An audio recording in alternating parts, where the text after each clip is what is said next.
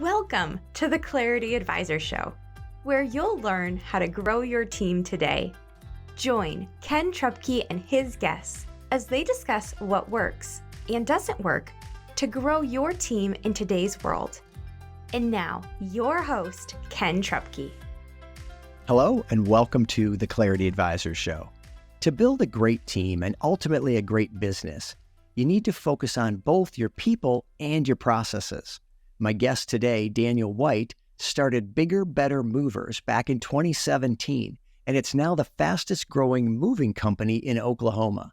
Daniel's been very intentional about his culture, his team, and the systems that operate his business. So here to share what he's learned and things that he's doing, please welcome from the great state of Oklahoma, Daniel White. Daniel, welcome to the show. Thank you. I appreciate you having me. Absolutely. So tell us about Bigger, Better Movers. What do you guys do and who do you serve? Yeah, so we're located in Oklahoma City and Tulsa. So most of Oklahoma, we take care of. We do have our interstate license, so we do anything across the United States. And our consumers are retail, so individuals, and also commercial and restoration. So we work alongside restoration companies, commercial, and then also, like I said, retail customers as well. Okay. And what makes you guys unique? I think one of the main things is we really eliminate a lot of the friction on the buying process for consumers. So moving and getting quotes is quite a large process, and it requires a lot of time, and it's something that a lot of people aren't familiar with. You know, what questions to ask, where do you go? So anyways, we do have a better budget tool. It's an online tool that allows consumers to get a quote less than 60 seconds without any personal information. So you're able to go online, click a few buttons, and literally within a minute, you'll get some type of estimate to be able to move your home. Really eliminates a lot of the friction. Okay. Oh, that sounds great. Now, that's something that you introduced during the pandemic. Is that right? That's correct. Yeah. Around 2020, we kind of came up with it. I didn't build the algorithm because I'm not that smart, but I had a 60-page Google document that really did every variable, potential variable, from like if you're moving an apartment and if it's single level or multi-level, if you need packing or no packing and overnight storage or not, right? Like every variable possibility ended up being about a 60-page Google document. And then we were able to convert that, of course, into a simple form where consumers can go in, click a few buttons, and end up with a rate pretty quick. Okay. Nice. Yeah. Yeah. I can imagine that there's so many questions that a consumer might not think to ask. And then you go out and get a quote here or there, and now you're trying to compare them, but you didn't give all the same information, and I'm sure it gets pretty confusing.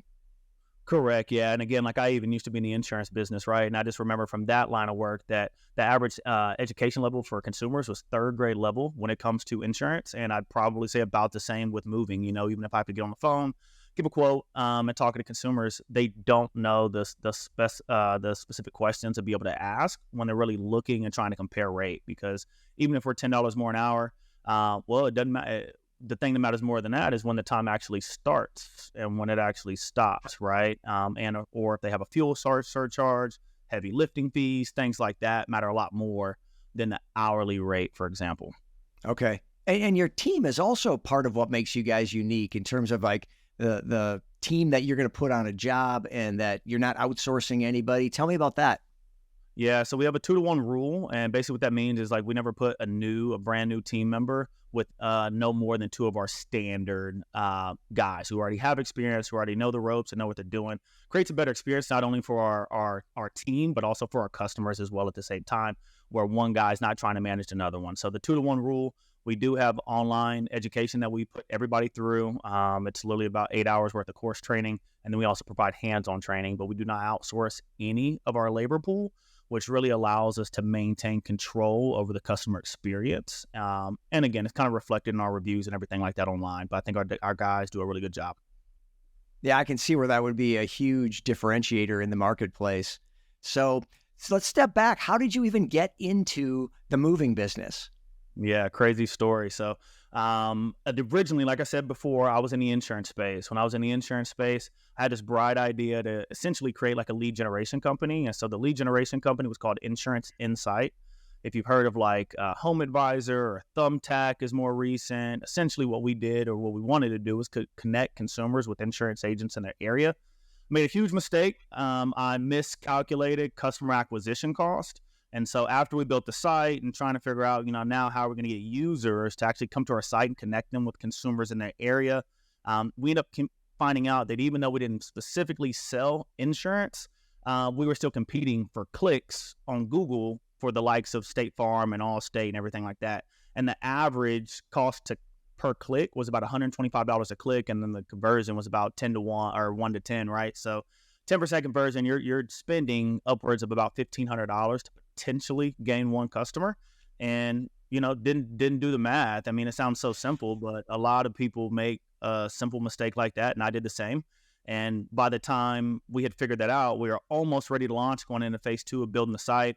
And I ended up pulling the plug. And so I had some other investments and things going on, and I had spent so much capital with Insurance Insight that I had to basically, sell the real estate I had, the car I was driving, the motorcycles I had, things like that. I had to pivot, and I needed to create some cash flow. I'm an entrepreneur at heart.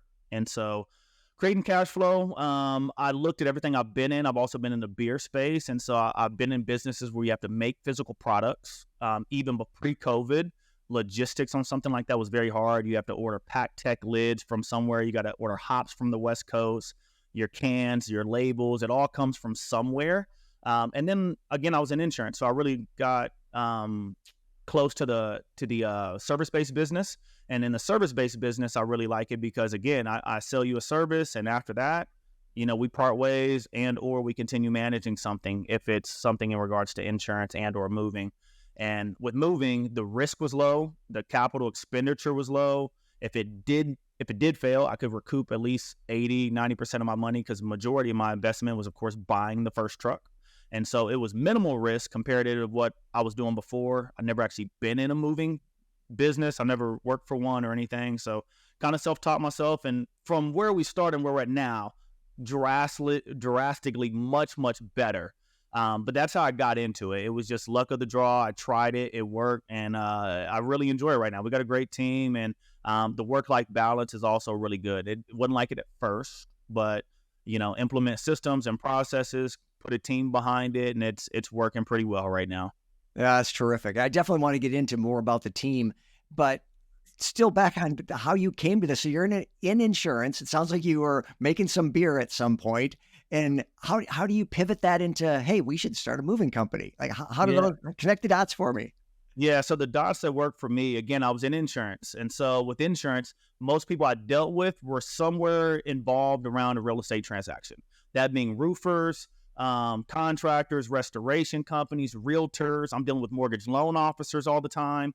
Everybody plays a piece in this real estate market. And then nobody had a solution for moving. It was something that nobody likes to do. It lacks a level of professionalism. The people that I know, again, are all already involved around a real estate transaction. So where can I find my little niche in it, right? Like there's a ton of, everyone knows at least 10 realtors, at least 10 insurance agents, mortgage loan officers. Like where can I fit in with the network that I've already built? And so moving was what I came up with. And honestly, I don't regret it. I enjoy it much, much more than insurance. With insurance, you put out fires a lot every day. Premiums go up. Things happen that are a lot of times outside of your control. And again, kind of going back to our labor and not outsourcing it, by maintaining and paying our guys well and trying to take care of them to the best of our ability, we do maintain a lot more control over the customer experience, our guys' experience, my personal experience with the company as well. So again, it's great, but that's kind of how I pivoted and came up with moving. Okay. Yeah, that makes a lot of sense. You're in that ecosystem. You know people on all aspects of it, but yeah, then you see the gap, and hey, moving's a thing people don't like to do. There's no great solution there. I'm going to plug in there. That makes a lot of sense. Well done. All right. So now back to the company. Let's talk about your team. How many people do you have? What kind of positions? Just give us a little sense of who you're working with.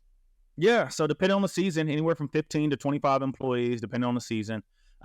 We have sales, we have operations, and then we have our frontline team. So we have like team lead drivers, we have household good movers, and then of course somebody has to manage all of those guys, make sure operationally everything is efficient, getting where they're supposed to be at the specific time. So I have an operation manager that takes care of that.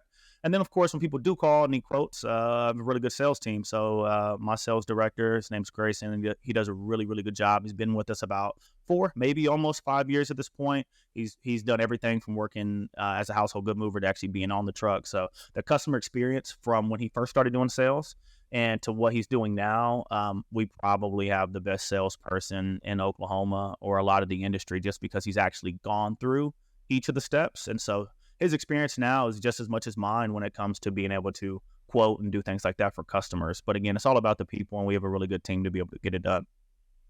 Well, that leads me to wonder how this all started. So were you on the truck? Were you a team of one initially? Or tell me what, from the time you got the idea, hey, I should start a moving company. What are the next couple of steps and who are those first couple hires? Good question. So I went down to Dallas. It's about 3.5 hours south of Oklahoma City. It's probably a 6-time larger market. There's about 1.5 million people here in Oklahoma City Metro and about 6 to 7 million in DFW. So I took about $9,000 down to Dallas. I sold my first job before I actually had a moving truck. So I posted on Facebook. Somebody said I need to move, and I said done Friday. Right? It's like a Tuesday. Didn't even have a truck. So I took 8 or 9 grand, go down to Dallas, me and a buddy, and the deal was I was not leaving Dallas without a truck. And the truck I bought, we ended up naming it Big Bertha. But the truck I bought, it almost took, again, I told you it was 3.5 hours from here to Dallas. It was about 5 hours to get back because the truck wouldn't even go over like 50 miles an hour. It had a problem. It broke on the first job that we had. I mean, but I was the first driver person. And then one of my best friends that I had grew up with at the time, he didn't have a job. He was kind of in between some stuff. And so I kind of gave him an opportunity. He gave me an opportunity as well to help grow this business. And it honestly kind of collaborated really well between where he was at in his life and what I was trying to do in my life at the time. And he was my first actual employee driver. And every day, I mean, a lot of days he wouldn't show up, or, he had a long night the night before and I had to go wake him up, and, we'd be short on staff and trying to figure stuff out. So it was definitely not glamorous at first. It was very difficult. But I'm not a quitter. It's one thing my mom never let me do. So that was the first thing. But yeah, I had a lot of my friends helping me, things like that. One of my favorite things to do is create systems and processes. And so figuring out how to like build the business and then remove myself from it. And one thing that really helped me was like creating an organizational chart, not only where we were at that day, but also like where we were trying to go, and then plug pieces in and assign roles to those. And so that means it's less work for me to have to do, right? But that's kind of what it looked like at first. I mean, I was on the truck driving, doing everything, me and a buddy, things like that. And again, it began to grow. We did a really good job of just taking care of people. And there's a big void to be filled in moving, because the common factor, the thought about moving is, it's probably not professional. Are they going to show up? It's all these thoughts. Are they going to break it? Are they felons? Do they speak English? Whatever. Unfortunately, that's what people think. And so us being able to have a really good online community reputation and getting referrals and things like that really kind of helps us stand out from the competition. Yeah. So who was that first hire then after that? So you're getting movers. When did you get a full-time salesperson? When did you get some operational people, people supporting the business? How did that progress? It's a long process. I just had this conversation the other day. It was about 3 years where I was like literally running operations and literally doing sales at the same time. So I'm having to deal with the guy that's late to work because his cat got out last night, all the way from a person looking to move a 3-bed house and having to do a walkthrough on that. Still issue payroll, process it. I mean, again, doing everything in the business initially. It wasn't easy, to say the least. But the first actual hire, like I maintained, the thing I did the longest and the most was, I guess, operations. And even the sales side. But the first key hires, I had team leaders, which are like my drivers, but maintain the customer experience in the field. So they would at least manage the crew on site at the job. So that's like the first level of hierarchy, are the team leads. And then those are the people collecting payment, dealing with the customers face to face, all that good stuff. And then I was able to hire an operation manager, because what I don't like to deal with, I hate customer service, and I hate dealing with all like the day-to-day of actually operating the business, as far as dealing with the employees and scheduling and logistics and weather and doing all that stuff. Sales is second nature to me. I can do that all day, no problem. And so I outsourced and I did operations first, aside from team lead. And then I went from operation to hiring a full-time sales guy, which at that point really pushed me kind of out of the business, because there's not much else to do except for work on it at that point and kind of refine processes and things. That's terrific. Well, I want to dig into more about the team and the culture. I know you've got a great culture that you've been really intentional about. We'll do that on the other side of the break. Stay with us on the Clarity Advisor Show. Is your business where you want it to be, or on track to get there? Clarity Advisors helps business leaders improve communication and get your team aligned and engaged for greater success. We specialize in helping you streamline your sales and operating systems to improve efficiency and grow your profits. Call or text Ken at 616-822-2998 to have a complimentary 12-minute call to see what some clarity could do for you. Okay, welcome back to the Clarity Advisors Show. Today we're talking with Daniel White, the founder of Bigger, Better Movers in Oklahoma. And Daniel, share with us some of the things you just talked about, some of the additions and how the business and the team grew. What else worked as you grew the team? What were some things that went well and that you've learned over the years? Yeah, I think one of the things that worked the best is thinking in the future right now. So thinking about where I want to be in the current day. And again, it kind of goes back to like building an organizational chart. And so being able to do that, build that out, and then create not only the jobs, but also job descriptions. And then taking a step further and not only building the job descriptions, but also training behind the job descriptions. So when that job either does come open or available and or we're ready to pivot and add something else to the business, again, part of me working on is to like push us in the direction that we really want to go, really helped us to create structure. And so whenever you do have a team of even a team of two, people need direction and they need to be told which way to go. And the leader has to be definitive and you got to know exactly where you're going. It has to be clear. It can't be gray and I don't really know what's going to happen. And so us being able to put pen to paper and come up actually with a plan on where we're going to go really help create just kind of the idea of where we need to go next. Oh, that's so interesting. In my experience, there's very few people that did and are doing the kinds of things that you're talking about in terms of planning for the future and structuring everything. Where did you get all this? How did you learn to make an org chart, not for today, but for the future, and to draft job descriptions, not for today, but for the future? Where did you learn all that? I got to give a small shout out to Michael Morrison. He's a business coach, but he's also a really good friend of mine. And so I always learn from people who are in positions of places where I want to go, not where I'm at currently, right? And so this is somebody who's already done it. He's been through the ropes. He had a $10 million company, 100 plus employees. And I've got many friends like that, several at the very least, that have been in places where I want to go, right? And so I don't hang around much in rooms where I don't want to be the smartest person in the room. I want to be in a room where I can learn something. And so the people that I tend to surround myself a lot they're older than me, meaning like when I say they don't look like me, they're older than me by decades sometimes. They have a lot more experience than I do, things like that, where a lot of times I think you're going to be behind the curve if you try to make every mistake yourself. You need to find ways to learn through other people's mistakes and hear them out. And, everybody has an opinion, but that doesn't mean everybody has experience. And so it's up to you as an entrepreneur, whether it's in life and or business, to sort through what's real and what's not. And he's a real deal, but I was able to learn a lot through mentors such as him and a lot of other people that kind of point me in the right direction. Oh, so good. All right. So attracting and retaining talent is a big topic in almost every business. What are you doing to get the right people on your team? Yeah, so we use Indeed. I know there's 100 different platforms for job searches out there.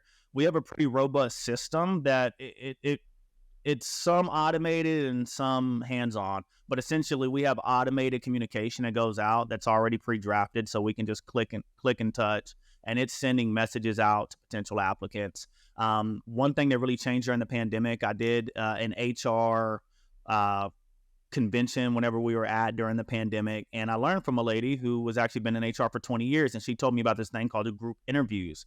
And of course, everyone's heard the term group interview, but you really don't know how to do it and don't know what it looks like and things like that.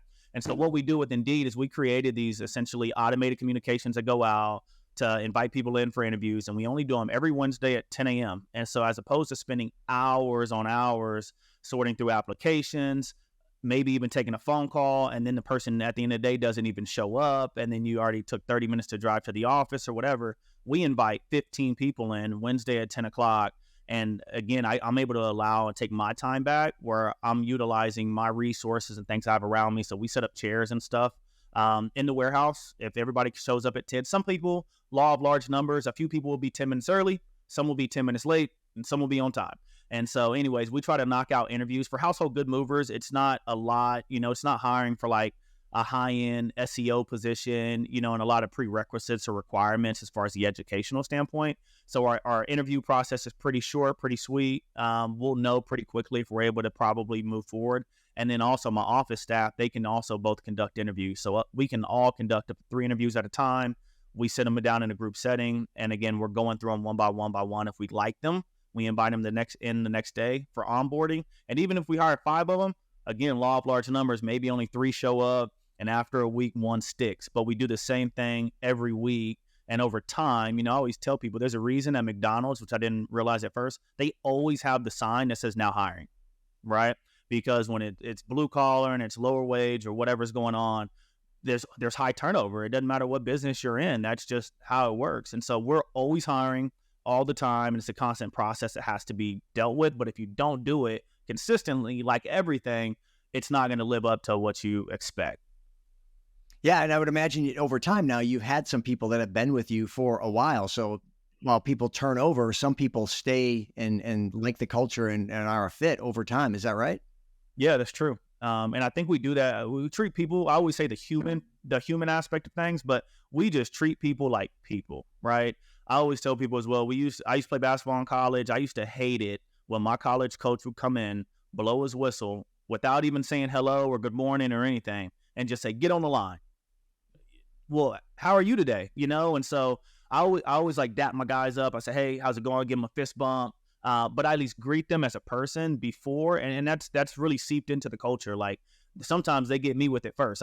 They see me at the shop and they, give me a fist bump first. So it's pretty cool to see that. But again, we treat people like people. And I really have like our goals are all integrated with what their goals are. I know a lot of my guys have been with me for a while. I got one guy, he's going to be getting married soon. I know other guys that are trying to have kids or buy a home and things like that. So I make sure our overall business goals align also with their personal goals to try to retain them to the best of our ability. Yeah. And that ties right into, I know excellent service is also something that you pride yourself on and that sets you guys apart. And that starts at the top with culture. And so talk more about how you imbue that customer focused excellence from top to bottom in the organization. Yeah, a couple of things, you can't just rule with like, an iron fist all the time. And so you do have to take care and consideration into things. People do have bad days. Things happen at home. Death happens in families. They break up with girlfriends or boyfriends or whatever happens. And so you have to take that in consideration before making a decision on management. However, you can't choose favorites and you have to be stern at the same time. People know, like I know, again, going back to basketball, coach had, favorites, or like every guy maybe didn't have to run suicides when he got in trouble. Right. And so, people pick up on stuff like that. They always say kids do what they see, not what they're told. And so when my guys and I go in and I'm cutting corners and doing favorites, things like that, and I maybe let somebody slide, they're going to lose respect for me and the way that I manage. And so I have to make sure that whatever I do is consistent across the board. But doing that, and over time, and again, everybody's not going to like it, and you're not going to get along with everybody, either from me, from top down or bottom up, whatever. But over time, you'll get some really good guys that'll run through a wall for you and vice versa. And they help you because I can't do it by myself, right? So they really help with the culture and the expectations that they know what's expected. And then it goes from the top down. Yeah, absolutely. And so that leads to a great customer experience because the way you're treating your team now, they're going to turn around and be better faces out to the customer. So I know you also have a system to collect feedback from customers. Talk about that and how you use that feedback and how you reward the team to go get that feedback. Yeah, great. So we utilize a third-party service. It's called Nice Job. It's .co. So I don't think it's a US-based company, but Nice Job integrates directly with our CRM. And so every time my guys hit finish on a job, it automatically enters that customer information into a drip campaign, which that drip campaign is going to ask you up to 5 times to leave an automated review. So and statistically, it says like I think 60 to 70% of customers, or maybe even more, are willing to leave a review. The differentiating factor is if you ask. And what I have found is it doesn't matter how you ask. You can physically ask them or you could ask them online or via text or via email. Just your business, your company needs to ask them somehow for a review. What we found, like I said, it enters them in a drip campaign that goes up to 5 times. Our highest conversion is our first and our fifth I don't know what about the 5th, but the very last email, it's almost, and I didn't write it, it's like automated, but it's like a begging. I'm basically begging the customer, hey, my name's Daniel with Bigger, Better Movers. It really helps our business if you could do this. The last time you're going to hear from me. And that 5th time, it's like our second highest converting. I do know on the data, it's about 26% leave it the first time, and the 5th is like 23. So about 1 in 4 are willing to leave a review if you ask and you bother them enough. We also incentivize our guys. So our drivers, our team leads get an additional $20 on top of that. What we coach and teach is, hey, look, if they're willing to give you a 5-star review, what else they probably do? Tip you. So I'm willing to pay you X amount of dollars an hour plus an extra $20 just for getting a 5-star review. And if they were so happy to go out of their way to click a button to write a feedback, they probably also gave you a cash tip, right? So just talking through some of that with the guys and trying to incentivize them, but that's what we do to try to gain a lot of reviews online. Yeah, absolutely. You align the incentives so that your guys want the same thing you want, which is a really happy customer. You're going to get results. You just got to align those incentives. And it sounds like you've done a great job with that. And then what do you do with that information? As you get all these surveys coming back, what are you guys doing with those as a management team?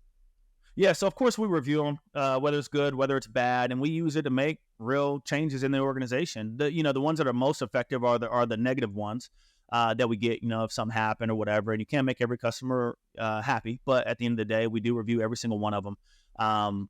The thing that I like most about the reviews and the way that we gauge them is just the fact that every single time that we get those, like I said, we look at them, we see what we can do better, what we have been doing good. And sometimes we just double down on what we're already doing. Somebody might say, hey, the guys called when they're on time and communicated very, very well. Great. So that means I need to continue and emphasize into my guys, hey, make sure you call the customer when you're on the way in en route. There's also through our CRM, when they're on the way through the app, they press a button, it texts the customer as well. So like, we just don't show up at your door without you knowing that we're on the way also. Yeah, so interesting. So as we wrap up, Daniel, what's your best advice for leaders who want to grow or build their teams today? I think the main thing is to keep working on yourself, because you as a leader can only give what you got. And if you don't have anything, there's very little you can give. I actually looked today, Harvard has an online program. It's called Harvard EDX, and you can take online classes at Harvard and even get a certification for $299. But I continually try to read books and work on myself to make sure, like the person that I am today and the way I communicate, the way I lead, the way I can delegate and create systems. I mean, this was all learned over time, but it was because I actively sought out ways to improve myself just to make sure that I'm the best version of me whenever I go to my team and able to push them to their highest level. Because a lot of times as a boss, I hate the word boss, but as an entrepreneur or a business owner, your job more so than anything is just to be able to encourage your team to get the full potential out of that particular person. A lot of times you might see more in somebody that they even see in themselves, but if you're not able to articulate and or communicate that to them and then show them even a path forward, you might not maximize, because every time you maximize a person in your business or you can get them to their full potential, your business will in turn benefit just as much. And so that's why it's super important as a leader or a new leader to continue to work on yourself and make sure you're the best version of you before you give it to somebody else. Yeah, so good. And you model all that. You also model humility. It's something I picked up in our conversation, that you're willing to listen to other people, listen to your team, listen to your customers. And back to the beginning of the conversation, listen to some coaches who can help you get better and not make the same mistakes they did. I think that's really important. And it's something that your team is going to pick up on as well. Yeah, no, I think so. And a lot of times, they always say you have 2 ears and one mouth to listen twice as much as you talk. So I try to do that. And again, I'm selective with who I listen to in regards to, again, everybody has an opinion. You get on social media right now and you look at any celebrity's Instagram, right? There's comments, thousands of comments. Everybody has an opinion, but again, not everybody has experience. And so it's up to you to just be selective on who you listen to and make sure the advice you're getting is solid and sound advice as well. Yeah. So the last thing I want to hit you with, you have a thing about saying no. And the idea around opportunity cost and saying yes is saying no to everything else. To talk about that and why that's important and how that works for you.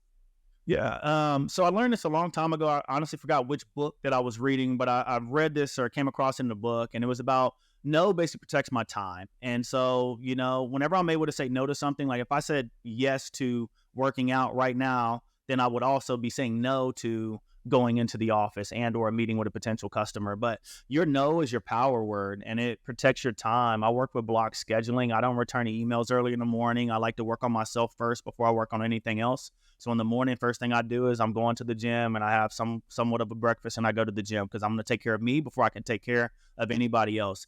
But I try to maintain control over my day, because as an entrepreneur, a lot of times you get put in 100 different directions. Everybody, especially when you're perceived to be successful or whatever it is, they're going to ask you for dollars. They're going to ask you for attendance. They're going to ask you for support, all kinds of stuff. And you can only be so many places at once. And there's a right way and a wrong way to say it. And of course, you want to be polite and not burn bridges. But yeah, no is my power word. I really like it. And it's really been able to allow me to live the life that I want to live, and also not feel guilty at the same time that I am busy and I do have other things going on outside of these other obligations. Yeah, that's terrific. I'm a big fan of the concept of opportunity cost and recognizing whenever we say yes to something, we're saying no to everything else, and you can't do everything. You can do anything, but you can't do everything, and you really got to be clear and selective and intentional with your choices. So, Daniel, who should reach out to you as we wrap up, and what would be the best way for them to do that? Anybody who feels like maybe they got a little bit of value here, have any questions about anything, I'm open. 1,000 people help me. I'm always a person to give back if I can. And so happy to answer any questions or anything like that. You can reach out to me, Facebook, LinkedIn. It's just Daniel White. It's a common name, so it's kind of hard to find. But on Instagram, it's DWhite_405. So DWhite405_405. And then Daniel White on LinkedIn or Instagram or Facebook.